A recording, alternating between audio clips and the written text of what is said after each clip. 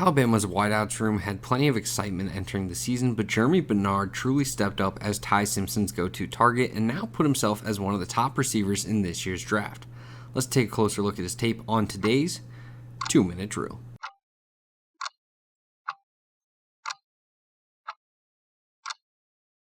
Bernard is a well-rounded wideout who has the ability to generate production in a multitude of ways. He can line up on the boundary or in the slot and find ways to produce thanks to his dependable skill set and traits that translate over to the NFL. While the term high floor can be overpromised, he seems to be a steady and consistent player who should be able to step in and contribute to an offense in some capacity from day one. What I like most about Bernard is his ability to operate after the catch, as he has a nice 206-pound frame at 6 foot 1 inch tall and nice instincts to pick up extra yardage and remain upright even when defenders attempt to bring him down. His composed play and contact balance help him churn out extra yardage, but he also does enough as a receiver to get those opportunities past the line of scrimmage rather than needing manufactured touches.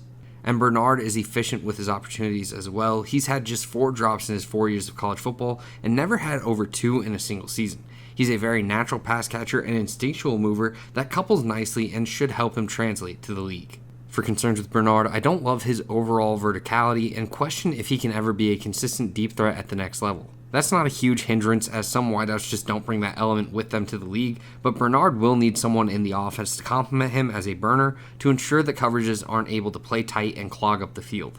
For a pro comparison, Bernard reminds me a lot of Robert Woods, who is most remembered for his time spent with the Buffalo Bills and Los Angeles Rams.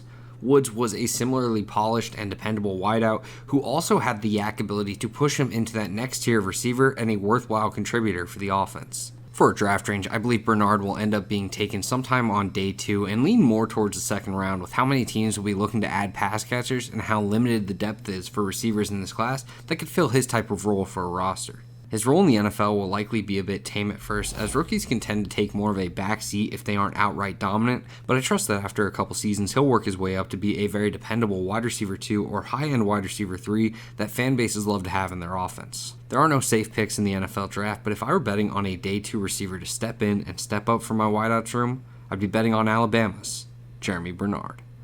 And that's the 2-minute drill.